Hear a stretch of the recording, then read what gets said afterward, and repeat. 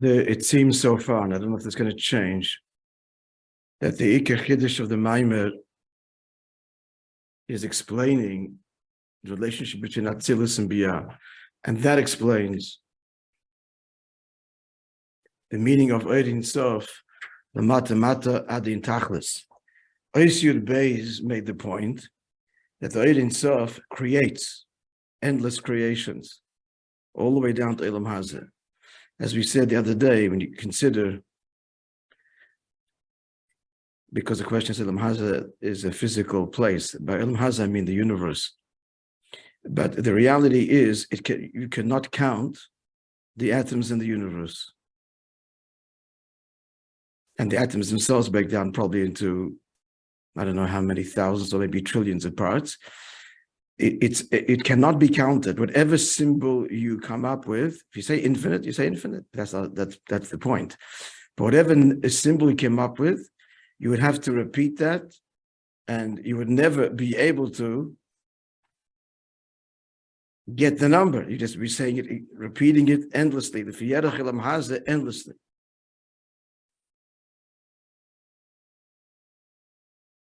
You need infinite time to represent, even if you have a symbol that is 1 billion times 1 billion, start with that as your first symbol. That's our biggest number. 1 trillion times 1 trillion. That's your first symbol. And then continue making symbols like this to reduce the hugest numbers in the symbol. You have to do that endlessly. If you're to consider every subatomic particle in the universe.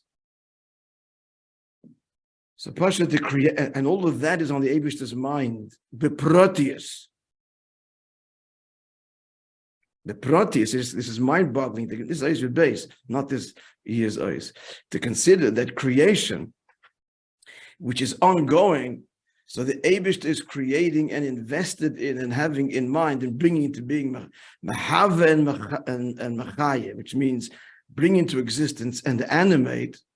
We know what that means now. Again, thanks to quantum physics, animation is true of the most inanimate objects. They're full of energy. So the Eibishter has in mind every single detail of this. That's mamish the gilui of the Ein Sof, which means the Eibishter. Lamata in the ribu nivroyu. The Chiddush of Ois Yud Gimel is these galus, not just that he just produces it's not just the evidence of Ein Sof. The signature of Ein Sof, the consequence, the result, the pu'ula, endless creations. That's mind-boggling. And this is all to make us appreciate that Ein Sof l'mayla adin ketz, which is the oitza, the treasure, given to every foot soldier to achieve the ultimate victory. That's what this is the whole larger context. But Ois Yud Gimel is to say that not only is there the consequence, the creations, the endless creations, Malchus Ein Sof creates, that's the creative word of God, literally endless creations. The emphasis is in any given creation is virtually endless subatomic particles and quarks and what have you, and within, which haven't begun to fathom. Within a given thing, small little object. Forget the universe. But now he's saying in Ois Yud Gimel, and it's hard to see it in the Frierdiker Rebbe's mind without the Rebbe's explanation, frankly. He just makes a statement that Ein Sof is also the Gilui in the Ispashtus of Ein Sof Lamata. How so? How's the Gilui? Hishtalshalus means Tzimtzum, and Tzimtzum means contraction. How can you possibly say that Ein Sof is Lamata Madin Tachlis Begolui in a revealed way? Mele, his effect is revealed, infinite creations, but that he is revealed. We're talking Seidish Tashlis Tzimtzum. That's the fundamental question. It's not spelled out in black and white, but that's what he's addressing here. And it's all in the Frierdiker Rebbe's Ois Yud Gimel. Wherein does it lie? Primarily, where he goes in this whole aricha is quoting the Zohar. First he says, First we need to establish, number one, to understand this truth. We have to establish that Atzilus is part of Olam Ein Sof. That we went then into a whole distinction to explain between Atzilus and Olam Ein Sof, but at the end of the day, it's Chad with Eibishter, as we explained. Which Chad means it's expressive of him. It points to him.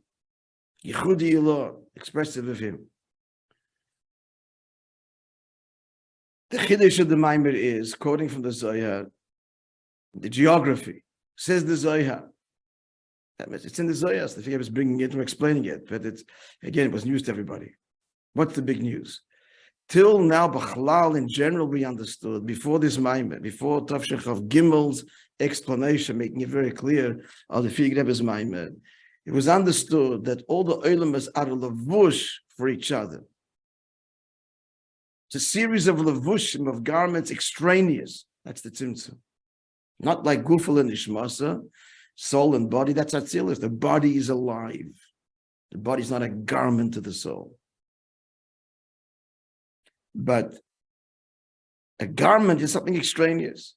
So Bria is one levush, and Yitzir is another levush, and I see another levush on atzilus. It's a series of levushim, one eclipsing the other. The person begashmi is one layer, a second layer, a third layer. So that the body of the person is removed 3 layers from the viewer. That's your answer to B'chlal.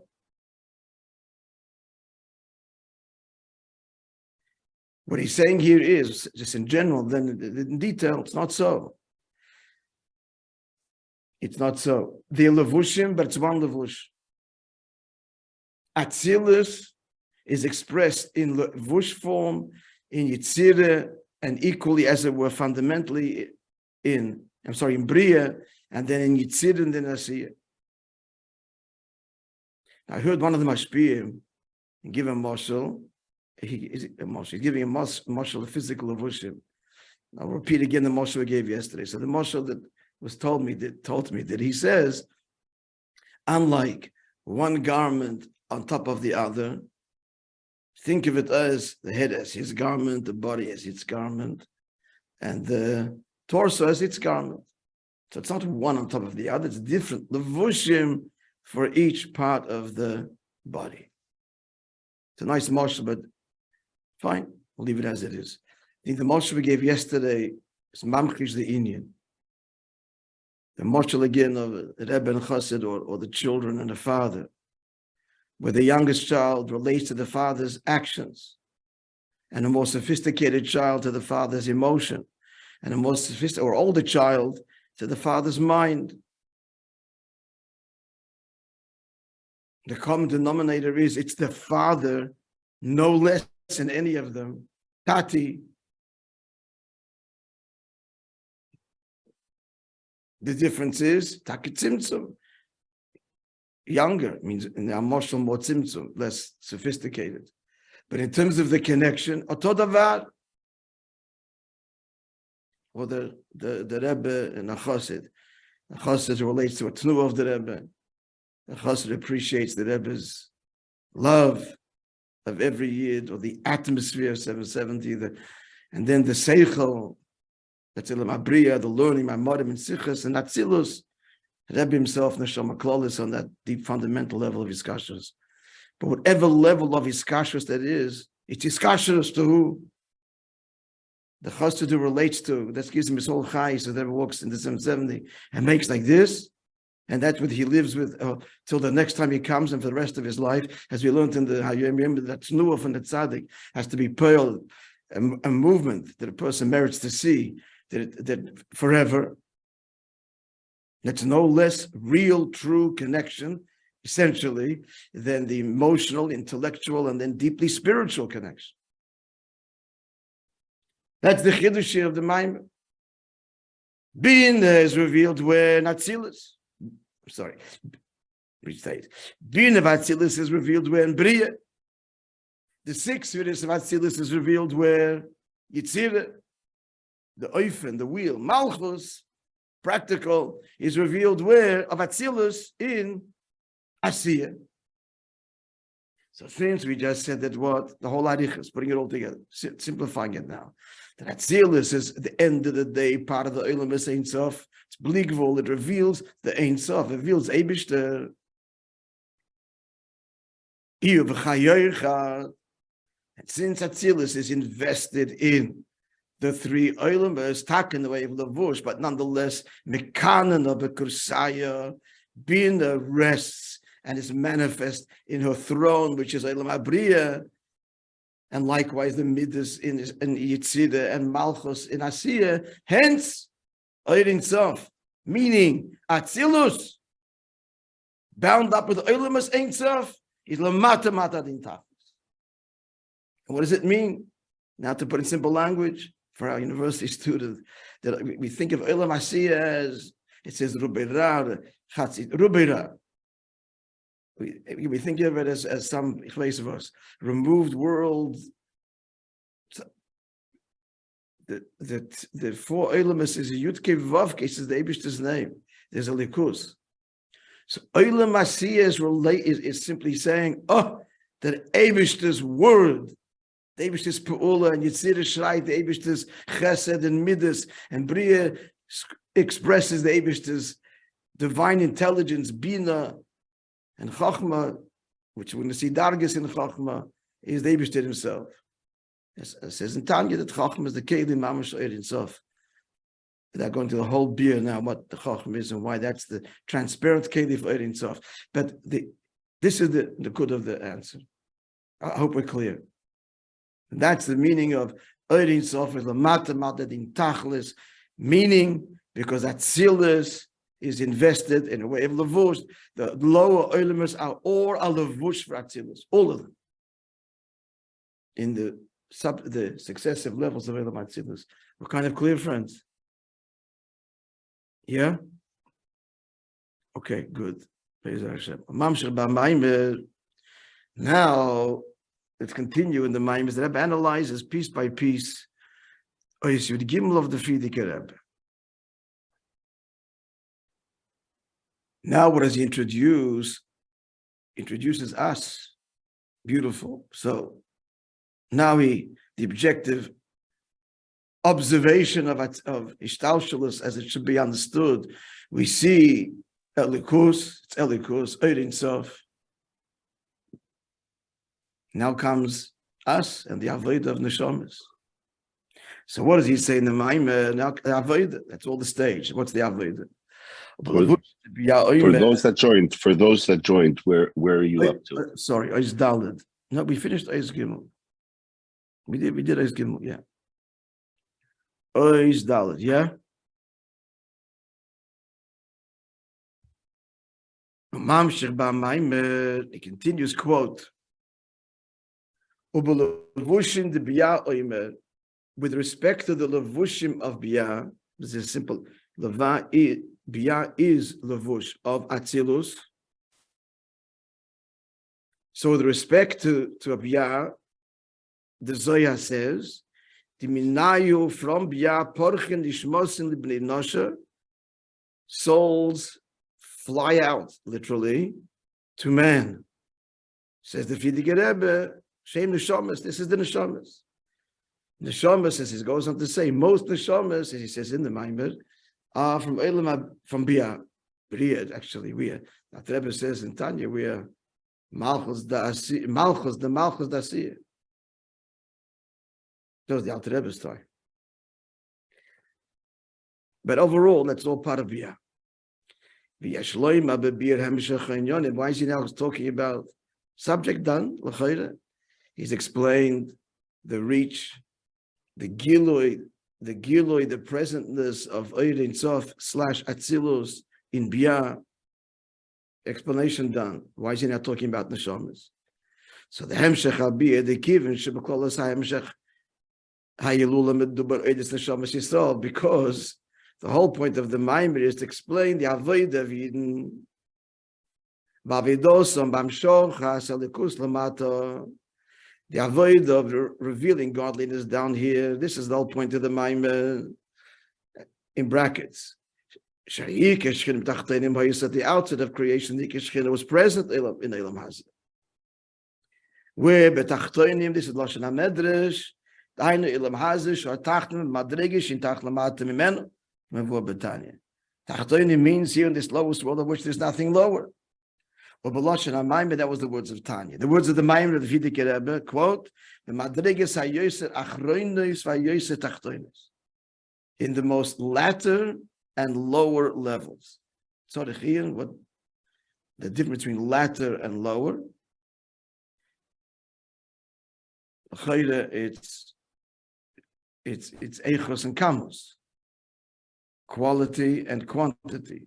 Achroinus latter is quality, and tachtoinus is quantity. At any rate, what's in between quality and quantity is another discussion. The general difference is the oil and the kahel. At any rate, so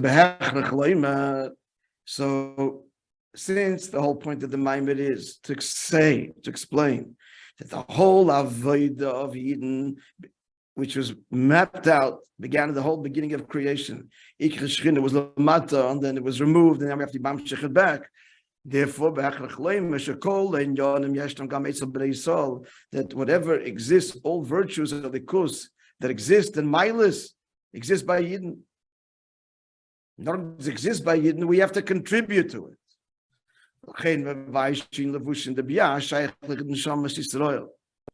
Therefore, he says now, number one, that the levushim of what biyah is. Again, biyah is a levush to elam atzilus. This is shaychus neshamas Yisrael. That's when neshamas Yisrael, at least most, emerge. Which begs the question: if we're part of the system, how can we possibly change it? So let's see. Give levushim the biyah oimer. Because with respect to the levushim of biyah, which is not by just saying biyah, we have now clarified that it's a levush of atzilus. Oimer, he says, according to Zoya, from there emerges, it flies out, literally, that's sent on their journey. Neshamas to people, bnei nosha, which are neshamas. Mamshich levayir. And then he goes on to say these words in the ois. Shadoi v'neshamas in neshamas the biyah, because most neshamas are neshamas of biyah. V'rachad b'dora b'deres harishonim neshamas datzilos. But only one in a generation, in the earlier generations, are neshamas of atzilus. Avorei v'neshamas im neshamas the biyah. Before we get to the question of, so if we're neshamas the biyah, how can we possibly contribute anything? We're part of the system. So just heads up. Said the Friedrich Rebbe, we're the pnimius of biyah. And malachim are the chitzonius, and the world itself is chitzonius, the chitzonius of biyah. What that means to be seen. But now the Rebbe zeroes in to explain this statement: that reiv neshamas of biyah, and only chad b'dora, one in a generation is neshama datzilus. What is that? Yes, Bedoris Harishonim. Right. He says later, now generation 2. The Rebbe says. So he's going to explain this and what it means, and now it's again to the whole flow of things. Let's begin now. V'inyan bazeh. Lamazeh. The Torah is explaining greater length. It's bekitzer in this Maimon of the Friedrich Rebbe. But this inyan, what inyan? That most neshamas are biyah, and only very rare neshamas are neshamas datzilus. Explains the Alter Rebbe in the Torah as follows: Shenishmas Moishe, the neshama of Moishe Rabbeinu, shorsha me'atzmius chachma ilah, is rooted in the essence of chachma ilah as opposed to chachma itself. He's going to explain. Shezehu moked haTorah. Moshe Rabbeinu is rooted in the source of Torah, higher than Torah itself. In brackets, clearly, Haino l'maylim haTorah. Sharei chochmas haTorah, Torah as it's manifests as divine wisdom, he noivlois chochma shel mayla. That's what it says in Medrash. Noivlois means many things. It means It can mean the fallen, unripe fruit.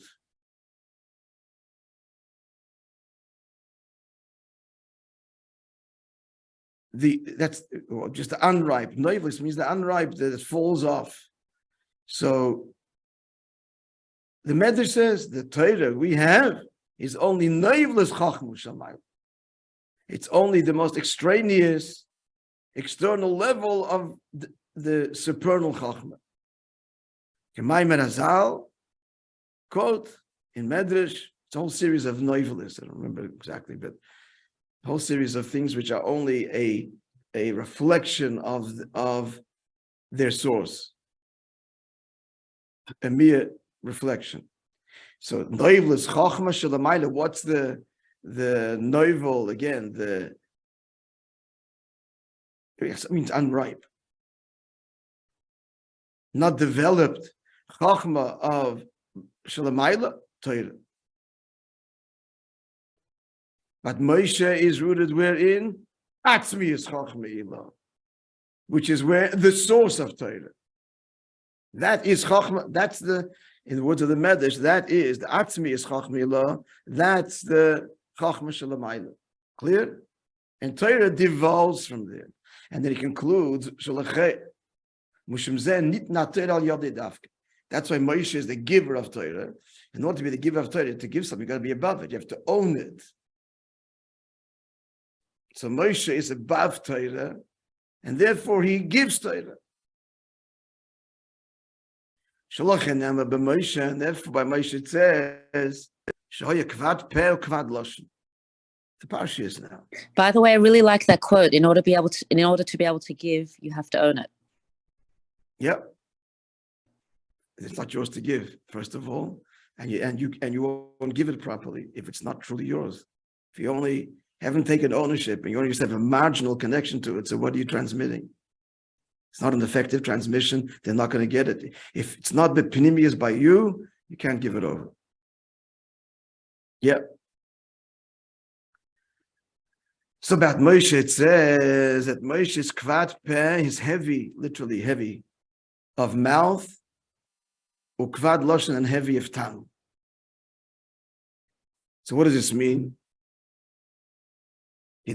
This pshutisha mikron is the zoya. Kidise bezoya kvad peh lagabe yaraisen. Heavy of mouth, that's teresh b'ksav. Ukvad loshen lagabe teresh bal. Sorry, teresh bal peh. Peh, the word peh. Teresh bal peh. Kvad peh, heavy of mouth. That is lagabe yaraisen, the bal peh. Teresh bal peh. Ukvad loshen lagabe teresh b'ksav. That refers to teresh b'ksav. Pasha b'gashmi is the tongue is within, and the mouth is more external. And the mouth is what articulates at the end the words. So that's teresh bal peh, which is the articulation of teresh b'ksav. So teresh b'ksav is the tongue, and teresh bal peh is the mouth. Moishe Rabbeinu is heavy of this. He cannot articulate, can't speak. Why? Because it's difficult for him without divine assistance. You could not lower himself to express Torah to us on that level.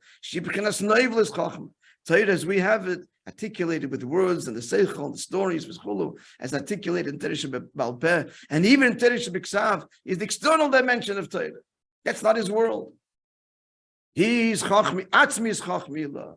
And therefore was with a great difficulty, he need Aaron to help him to be his mouthpiece to articulate. Elsewhere says that Moshe Rabbeinu, it's the same Nakuda. Moshe Rabbeinu is Atzilus, and therefore he's removed. What's about from relating to this world? He needs to have an intermediate, which is Aaron. At any rate, what does he want to say here now? This is all to explain the Vata, the Fita Gerebe, and the Shamas Datzilus, and the Shamas Debiyah. She starts off saying that Moshe Rabbeinu is the quintessential model of an Neshama Datzilus. So what does it mean, Neshama Datzilus? By Moishe, that means the Atzmius of Chachmila. Mamshech Shom, it continues to Fita Gerebe. Shagam Shezel Pchinas Moishe. even though this is only said about Moishe,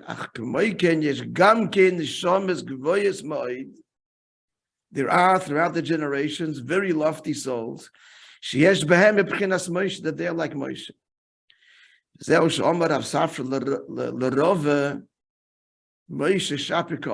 a Gemara. The context there is, interestingly enough, Rabbi said a din. Rabbi was the Gadol Adair. And Avsafa said to him, Moishe, you're like Moishe Rabbeinu. He said this rhetorically. Shapika Omris, you're saying well. Shapi means well, nice. The word shayfa means beautiful also, to beautify. You're saying something that's beautiful, and he goes on to disprove it. Actually, it disproves it. He explained the mission is going to the Pratim. A din that the Rava said in explaining Pshat in the Mishnah. And he said that can't be Pshat in the Mishnah, Hilchah Shabbos over there, because of such and such a thing. So it was rhetorical. You're Moishe Rabbeinu, that's what you're saying. I'm just telling you the irony that we're bringing this as the Raya, that the Tzaddik Adoir is called Moishe Rabbeinu. The context here is he's kind of a little bit, not tongue in cheek. He says, you're Moishe. But how are you saying such a thing? As it occurs to me that maybe the stuck of the Pshat as I'm talking, because he didn't bring it down, because he's Krat Peh. Adarab, he didn't understand the depth of his svod, of his halacha. Could be taka, that's the Pshat. Yesh leimer. Okay, can agree or disagree. Or nicht weiter. So the Friedger Rebbe is saying that there are neshamas gevoyes that are the level of Moishe Rabbeinu, as conveyed here, Rav Safra called Rav Moishe Rabbeinu. Vehein neshamas nikroim achim v'reim lemakim. This is a language from the Zohar. These are neshamas that are called brothers and friends to the Eibishter. What does that mean?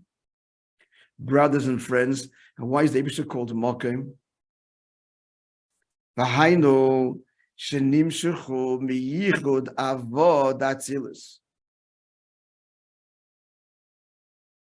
Because these are the neshamas that come from where? They're born from Chochmah and Bina Atzilus. V'lachein, therefore, nikroim achim l'zod atzilus. They have this sibling association with the lower levels of Atzilus, which is Zohar. That could be, I think that's what he means here, that Mokim. So the Medrash calls these lofty souls brothers and friends la Mokim. Mokim means the omnipresent. But why are we referring to Eibush as the omnipresent? Because Mokim specifically refers to Zohar. The 6 midas. Space has 6 dimensions. Up, down, and the 4 directions. So that's the Mokim. That's the Pshat here. That's the Mokim. That these neshamas are friends to, they're loftier. They're Chochmah Bina. But they're friends, siblings to the lower levels of Atzilus, the Mokim level, the place level, the omnipresent, God's present in place. That's Zohar, 6 days of creation, etc. So that's what these neshamas are. And these neshamas, as we said, come from the shirish, the atzmis of Chachmi Lahayad in Torah, which Torah is merely a reflection of that Chachmi. However, let's just finish the sentence. And the neshamas hanimshachim mizivuk zun datzilus. Lower neshamas that are born not from Chachma and Bina, but from without going to Pratim now, but the birth comes from unity, just like physical birth is man and woman come together, and this conception and birth, the reason it happens is way down here, because the way that's the way it is Lamaila. Up there, there's 2 Yechudim, 2 general Yechudim. The Yechud of Chachma and Bina, and then there's the Yechud of Zohar and Malchus. Chachma and Bina is mother, father, and Zohar Malchus is male, female. It's in general the same idea. So these neshamas, the Gevayis, they are born from the Yechud, without going to the Pratim of what this means. But we said that before, Baruch She'amar, And it goes on all the mitzvahs of the day, that every mitzvah affects the unity of Kutsha Bricha, which is in general Zoh, that's male, Kutsha Bricha, and blessed be he, that's the 6 midas, and Shchinte, his Shchina, that's Malchus. In general, that's the Avodah, is to unify Malchus, the source of creation, with Zoh. Then there's the higher neshamas, that they're Yechudim on a higher level, and they're Mamshich, because that's where they come from, the Yichud of Avah, of Abba ve'Ima Chachman Binim. Without going to all the detail, no, just a general idea. It's not to get to the Maimon now. So I just finish the point. So they are from the Yichud of Chachman Binim, but everybody else, the Shamas which come from the Yichud of Zun Datzilus, Zun means Zoh and Nukva, male and female, meaning the 6 midas and Malchus. Where do they emerge in the Elam Abriya? Now comes a shayla in the teretz, which will continue Be'ez Hashem tomorrow.